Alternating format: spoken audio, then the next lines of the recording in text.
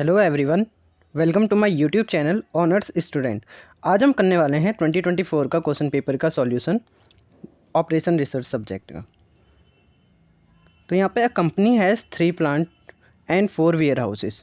तो इधर हमें प्लांट दे रखे हैं एंड इधर वेयर हाउसेस दे रखे हैं।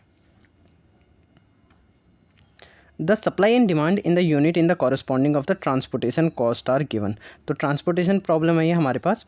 अब यहाँ पे पहला क्वेश्चन हमें दे रखा है, इज़ द सॉल्यूशन फिजिबल। तो फिजिबल सॉल्यूशन कब होता है? When demand and supply are equal. तो बोथ आर इक्वल एंड इनकी वैल्यू है 55। तो फर्स्ट का आंसर हो जाएगा यस।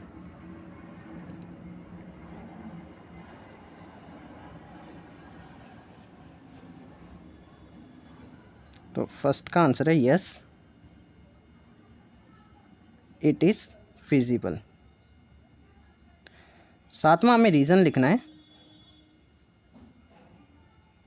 तो यहाँ पे हम लिखेंगे because supply is equal to demand is equal to 55।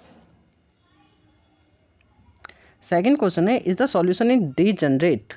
तो डीजनरेसी की प्रॉब्लम कब अराइज होती है? जब हमारे पास एलोकेशंस कम होती है। किससे? m+1 से। तो हम यहाँ पे लिखेंगे m+n-1। तो हम यहाँ पे देखेंगे m+n कितना है।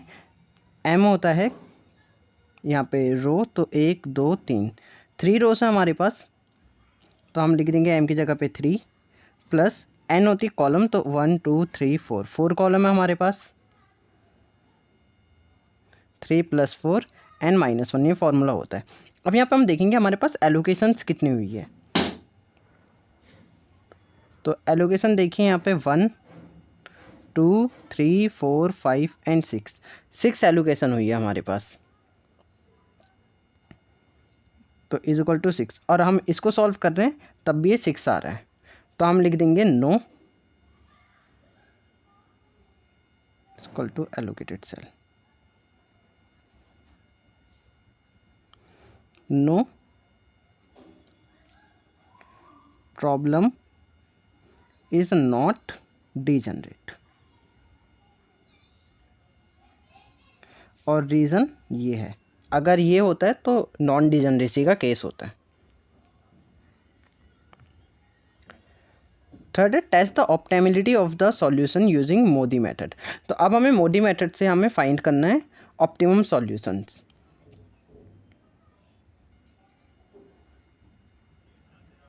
तो हम यहाँ पे यूज़ करेंगे मोदी मेथड।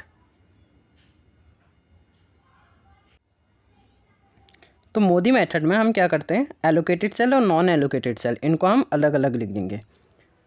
तो एलोकेटेड सेल हम देखते हैं यहाँ से, एलोकेटेड सेल है यहाँ पे 4 पे 6 पे एंड 2 पे। तो हम यहाँ पे लिखेंगे, तो मोदी मेथड से हम ऑप्टिमैलिटी कैसे टेस्ट करते हैं, हम डिवाइड कर देते हैं 2 बॉक्स में। एक होता है एलोकेटेड सेल का बॉक्स और एक होता है नॉन एलोकेटेड सेल का बॉक्स। सो एलोकेटेड सेल के बॉक्स में हम सिर्फ एलोकेटेड नंबर ही लिखते हैं। जैसे यहाँ पे 4 के पास एलोकेशन है तो हम सिर्फ 4 लिखेंगे।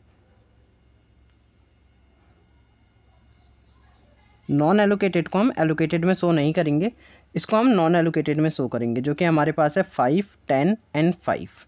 ये तीनों ही नॉन एलोकेटेड है। यहाँ पर आ जाएगा 5 10 एंड 5, ये एलोकेटेड था तो यहाँ पे डैश लिख देंगे हम। सिमिलरली बी के लिए देखेंगे तो 6 के पास एलोकेशन है, 2 के पास एलोकेशन है।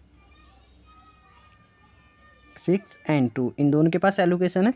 बाकी 8 एंड 7 इन दोनों के पास एलोकेशन नहीं है। तो ये कहाँ लिखेंगे हम इनको? नॉन एलोकेटेड सेल में।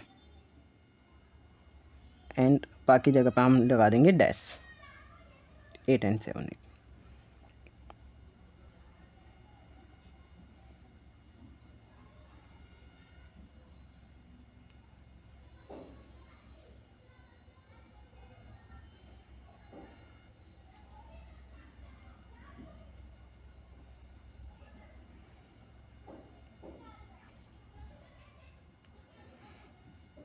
8 7।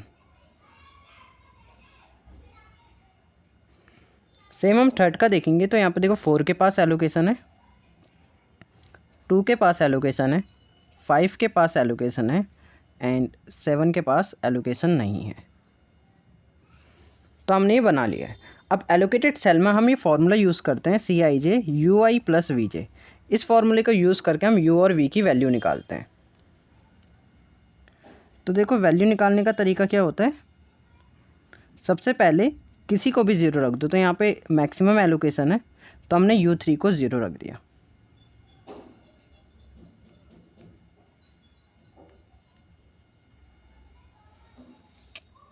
अब 0 रखने का बेनिफिट क्या हुआ, हमें यहाँ पे कैलकुलेशन करने की ज़रूरत नहीं है, सेम हम यहाँ पे नंबर्स उतार सकते हैं क्योंकि फार्मूला क्या है CIJ होता है अंदर वाला नंबर। तो ये हो जाएगा CIJ is equal to UI। तो UI हमारे पास अभी कितना है 0 प्लस VJ। तो VJ की वैल्यू कितनी निकल जाएगी, डायरेक्टली 5 निकल जाएगी। सिमिलरली यहाँ पे CIJ कितना है 2। तो 2 इज इक्वल टू में UIJ हमारे पास 0 है प्लस में VJ। तो VJ की वैल्यू कितनी निकल जाएगी 2। सेम इसी तरह से 4 वैल्यू निकल जाएगी। अब हमें आगे सॉल्व करना है। तो यहाँ पे देखिए इससे और इससे हम इन दोनों वैल्यू से ये वाली वैल्यू निकाल सकते हैं U2 की। तो यहाँ पे CIJ कितना है 6, जो कि बॉक्स के अंदर का नंबर होता है CIJ। तो CIJ 6 है इज इक्वल टू में UI हमें नहीं पता, तो UI हमारे पास U2 है और VJ जो हमारे पास है वो V1 है। V1 की वैल्यू हमें पता है वो है 4। तो जब ये 4 इधर जाएगा तो ये आ जाएगा 2। तो U2 की वैल्यू हो जाएगी 2। सेम अब इससे और इससे हम V4 की वैल्यू निकाल सकते हैं। सो 2 माइनस 2 यहाँ पे आ जाएगा 0। सेम हम इस वाले नंबर से और इस वाले नंबर से ये वाला नंबर निकाल सकते हैं UIJ की वैल्यू। तो हमारे पास 4 माइनस 5 यहाँ पे आ जाएगा माइनस का 1। तो अगर आपको डायरेक्ट समझ नहीं आ रहा तो आप इसको बार बार फॉर्मूले में पुट कर सकते हैं। तो हमारे पास ये नंबर आ चुके हैं। अब इन नंबरों को हमें यहाँ पे उतार देना है, -1 2 एंड 0 0 5 2 एंड 4। अब हमें चेक करना है कि क्या यहाँ पे पॉजिटिव नंबर आ रहा है या नहीं। अगर यहाँ पे सारे number less than equal to 0 आते हैं दैट्स मीन कि हमारा जो सॉल्यूशन है वो ऑप्टिमम सॉल्यूशन है। और अगर नहीं आते तो हमें फिर से टेबल बनानी पड़ेगी। तो देखिए इसका जो फॉर्मूला है, इसका फॉर्मूला डेल्टा IJ UI और VJ को हम प्लस करेंगे और CIJ से माइनस करेंगे। और उसके बाद हमें देखना है कि अगर आंसर नेगेटिव आता है यानी कि लेस देन 0 दैट्स मीन हमारा सॉल्यूशन ऑप्टिमम है। तो 4 माइनस 1 3 आ जाएगा। 3 में से हम 5 को माइनस करेंगे तो हमारे पास माइनस का 2 आ जाएगा। ठीक है, नेगेटिव नंबर आ रहा है, अभी तक क्लियर है। 2 माइनस 1 1 आ जाएगा। 1 में से हम 10 को माइनस करेंगे तो माइनस का 9। इधर भी सेम नेगेटिव नंबर आ रहा है। अब यहाँ तो कोई भी एलोकेशन नहीं है तो इसलिए हम इसको छोड़ देंगे। यहाँ पे 0 माइनस 1 तो -1 हो जाएगा। -1 माइनस 5 माइनस 6 ये भी नेगेटिव है। 2 और 2 दोनों को हम प्लस करेंगे क्योंकि UI प्लस VJ फॉर्मूला है। तो 4 आ जाएगा। 4 माइनस 8 -4 अभी भी नेगेटिव आ रहा है।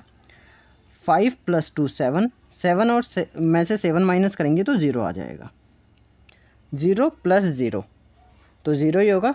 तो 0 माइनस 7 करेंगे तो यहाँ पे माइनस का 7 आ जाएगा। तो अब यहाँ पे देखिए एक हमारे पास आ रहा है वैल्यू 0। तो जब 0 आता है तो वहाँ पे मल्टीपल ऑप्टिमम सॉल्यूशन होते हैं।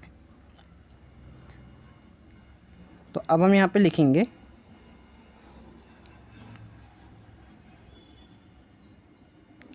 All delta IJ is less than equal to 0, hence the solution is optimum।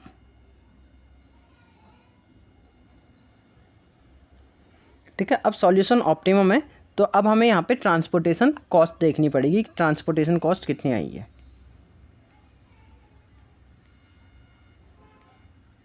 तो यहाँ पे हम लिखेंगे transportation cost is equal to, transportation cost कैसे निकालते हैं, जितने भी एलोकेटेड सेल है ना इनकी मल्टीप्लाई कर दो। जैसे 6 × 20 सेम 4 मल्टीप्लाई 10, 2 मल्टीप्लाई 5, इस तरह से सारे एलोकेशन सेल की मल्टीप्लाई कर देना।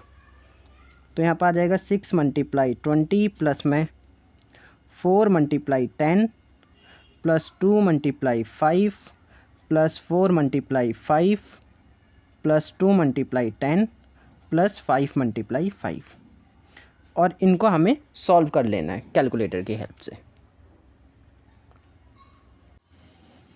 तो जब हम इसको कैलकुलेटर से सॉल्व करेंगे तो हमारे पास आंसर आ जाएगा ₹235। तो थर्ड पार्ट यहाँ पे सॉल्व हो चुका है। फोर्थ पार्ट में बोल रहे हैं does the problem has more than one optimum solution, if so show them all. तो अभी मैंने बताया कि जब हमारे पास डेल्टा IJ 0 आता है तो वहाँ पे ऑप्टिमम मल्टीपल सॉल्यूशन होते हैं। जैसे यहाँ पे ऑप्टिमम मल्टीपल सॉल्यूशन है, तो हम यहाँ पे फोर्थ पार्ट के लिए लिखेंगे yes the solution has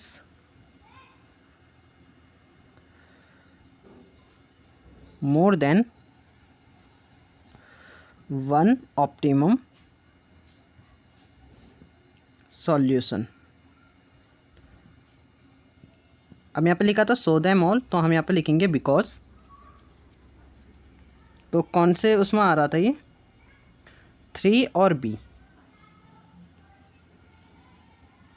because in